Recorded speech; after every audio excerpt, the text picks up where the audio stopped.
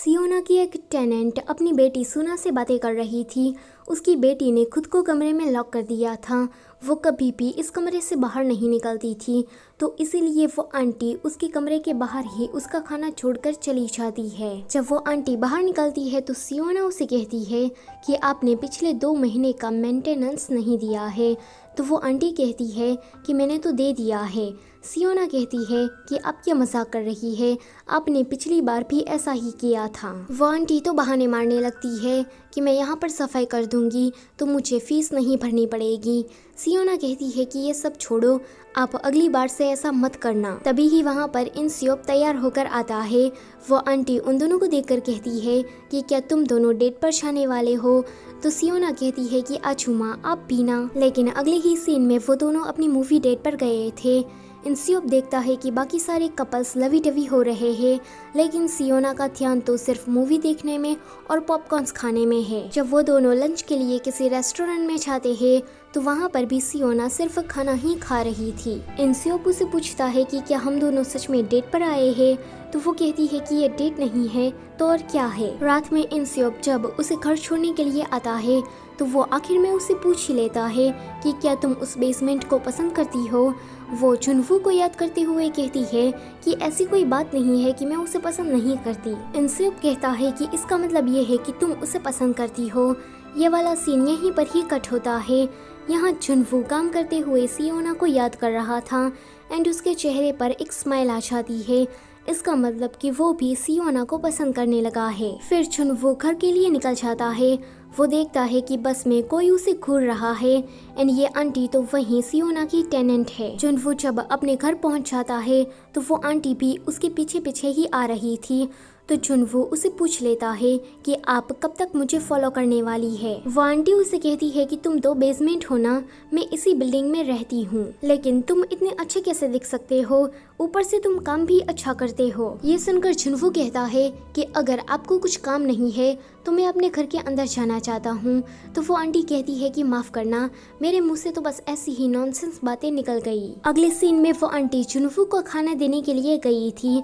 यहाँ पर उस आंटी को जुनवू काफी ज्यादा पसंद आ जाता है। जब वो अपने घर वापस आती है तो वो अपनी बेटी से जुनवू के बारे में बातें कर रही थी कि वो लड़का सिर्फ हैंडसम ही नहीं लेकिन बहुत ही अच्छा इंसान है। अगर तुम्हारी शादी उससे हुई तो तुम्हारे लिए तो यहीं पर ही स्वर्ग है। लेकिन उसकी बेटी उसकी किसी भी बातों का जवाब नहीं देती। तभी ही सुना के 2 फ्रेंड उसे मिलने के लिए आते हैं। वो लोग कहते हैं कि जब तुमने हमें वो वाली बात बताई तो हमने तुम पर यकीन नहीं किया, इस वजह से प्लीज हमें माफ कर देना। प्रोफेसर का फंडा अब फूट गया है। सुना उन दोनों की बातों को सुनकर अपने कान बंद कर देती है एंड रोने लगती है। तो वो आंटी कहती है कि प्लीज आप लोग यहाँ से चले जाइए। वो दोनों दोस्त कहते हैं कि कितने साल हो गए, सुना को अब नॉर्मल होना चाहिए और यही एक सही रास्ता है। सुना को सबके सामने आकर प्रोफेसर के बारे में बताना चाहिए।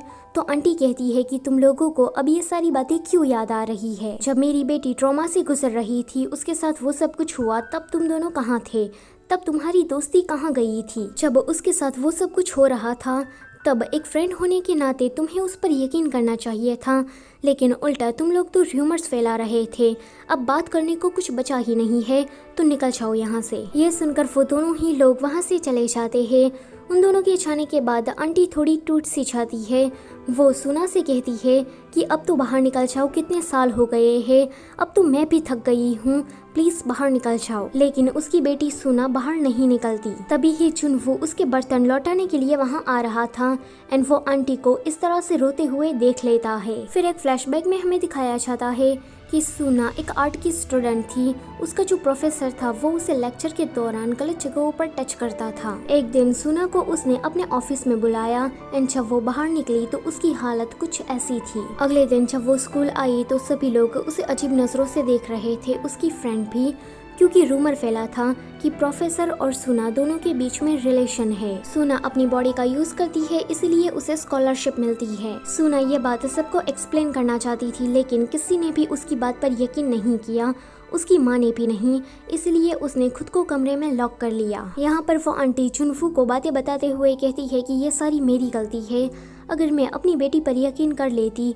तो आज उसकी हालत ऐसी नहीं होती। जुनवू कहता है कि आपको उससे माफ़ी मांगनी चाहिए, क्या पता वो आपकी माफ़ी का ही इंतज़ार कर रही हो, क्योंकि कोई उस पर यकीन ना करता तो वो चाहता, लेकिन आप तो उसकी माँ हो, आपको तो उस पर यकीन करना ही चाहिए था। अब यहाँ आंटी को भी अपनी गलती का एहसास हो गया था, तो वो तुरंत जाकर सुना से माफ़ी मांगती है एंड अपने दिल की सारी बातें उसे बता देती है। सुना भी उसकी बातों को सुनकर थोड़ी इमोशनल हो गई थी एंड अगले दिन वो बाहर निकल जाती है। ये देखकर आंटी काफ़ी ज़्यादा खुश हो जाती है एंड सुना को लेकर बाहर जाती है। वो उसे दिखाती है कि देखो प्रोफेसर का सारा काला चिट्ठा अब सबके सामने खुल गया है। एक ग्रीम रीपर को म्यूंगजुन पर शक हो गया था, तो वो उसे कहता है कि तुम जो ये कर रहे हो वो सब कुछ इलीगल है, अगर गॉड को पता चल गया तो क्या होगा। वो ग्रीम रीपर अपने टीम लीडर को ही गॉड कह रहा था। अगले सीन में गॉड को ये सारी बातें पता लग गई थी। वो म्यूंगजुन को डांटता है एंड दूसरी रीपर से कहता है कि जल्दी से उस टाइम स्टॉपर को पकड़ कर लाओ, मतलब कि गॉड जुनवू को पकड़ने की बात कर रहा था। यहाँ पर सियोना सच धज के बार में काम करने के लिए आती है, तो बार के ऑनर उसे कहती है कि ये स्टाइल तुम्हारा तो नहीं है, बताओ कि कौन है वो लड़का, कहीं वो बेसमेंट तो नहीं ना। तो सियोना कहती है कि तुम्हें कैसे पता चला, तो बार ऑनर कहती है कि तुम हर वक्त उसके बारे में बात करती हो, तो ये जानना तो काफ़ी आसान है। वो कहती है कि ऐसा कुछ भी नहीं है। बार ऑनर कहती है कि इट्स ओके, तुमने अपने कर्जे के सारे पैसे चुका दिए हैं, तो अब तुम्हारा हक बनता है, तुम जितना चाहे उतना प्यार कर सकती हो। जब सियोना घर वापस आती है तो कांग उसके घर के सामने खड़ा था।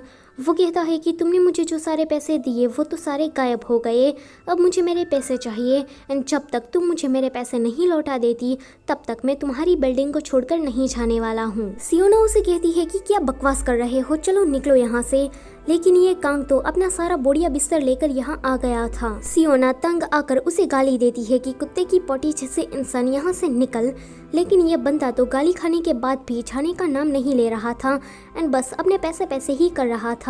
तभी ही वहाँ पर वनहो आता है। अब वनहो से तो कांग की फटती थी, इसीलिए वो चुपचाप वहाँ से कल्टी मार लेता है। अगले सीन में सियोना और बाकी सारे टेनेंट एक ऑर्फन हाउस में फ्री की सर्विस देने के लिए गए थे। आंटी देखती है कि उसकी बेटी सुना कुछ अनाथ बच्चों को ड्राइंग सिखा रही है एंड इसमें वो काफी खुश नजर आ रही थी, तो आंटी सुना को देखकर खुश हो जाती है। दूसरी तरफ सियोना कपड़े सुखा रही थी तो जुनवू आकर उसकी मदद करता है। अब यहाँ पर तो एक अच्छा खासा रोमांटिक सीन क्रिएट हो जाता है, बैकग्राउंड से म्यूजिक भी बज रहा था। अगले सीन में सियोना जुनवू को बताती है कि उसे ये सारे पार्ट टाइम जॉब्स नहीं करने हैं, क्योंकि उसका सपना है कि वो एक राइटर बने। जुनवू उसे भरोसा दिलाता है कि तुम जरूर एक दिन बहुत बड़ी राइटर बनोगी। उन दोनों को इस तरह से बात करते हुए इन भी देख लेता है। अगले सीन में वो जुनवू के पास जाकर उसे गेम खेलने के लिए चैलेंज करता है। जुनवू इस गेम में हारने वाला था, तो वो टाइम को स्टॉप करके चीटिंग करने वाला था, लेकिन सियोना उसे ऐसा नहीं करने देती एंड जुनवू इस गेम में हार जाता है। जीतने पर इंसियोप तो काफी ज्यादा खुश हो रहा था एंड सियोना जुनवू को चिढ़ा रही थी। तभी ही जुनवू का ध्यान दो भाई बहन पर जाता है। वो लड़की गूंगी थी, इसलिए वो साइन लैंग्वेज में अपने भाई से पूछती है कि बताओ तुम्हें किसने मारा, तुम्हारा हाल ये किसने किया। वो लड़का उसकी साइन लैंग्वेज को समझ रहा था, इसलिए वो तंग आकर खाना अधूरा छोड़कर वहाँ से चला जाता है। जुनवू को उन दोनों को देखकर अजीब लगता है। अगले सीन में वो दोनों भाई बहन अकेले थे। फिर से वो लड़की साइन लैंग्वेज में उसे कुछ पूछ रही थी, लेकिन जब लड़का जवाब नहीं देता तो वो लड़की अपनी पावर का यूज करती है। वो माइंड के जरिए उससे पूछती है कि बताओ स्कूल में तुम्हें कौन बुली कर रहा है, लेकिन वो लड़का तो फिर भी उसे कोई भी जवाब नहीं देता। अगले दिन उस लड़के को कुछ लड़के स्कूल में बुली कर रहे थे क्योंकि वो अनाथ था। दूसरी तरफ सेम सिचुएशन उसकी बहन की भी थी, कुछ बुली गैंग आकर उसे मार रही थी। अब तक तो सब कुछ ठीक था, लेकिन वो बुली गैंग ये कहती है कि हम तुम्हारे भाई को भी नहीं छोड़ेंगे, हम उसे भी मारेंगे।